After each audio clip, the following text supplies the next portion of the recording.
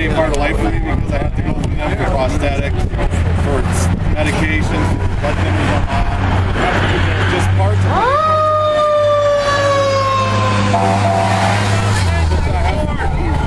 I have to go through everything as far as like if I need something done I have to ask them, and then they set up appointments for me so I can get my legs fixed because unfortunately I lost my legs, so then I have to deal with it.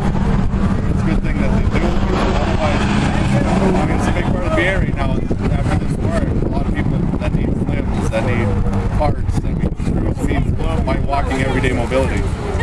I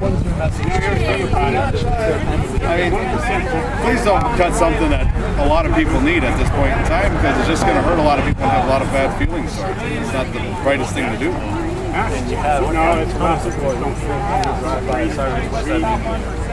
It means a lot. It's like getting a big thank you saying that they appreciate it and that they don't want it to happen. They want it to help us and keep helping us that coming back. It makes us feel good. They're sacrificing us.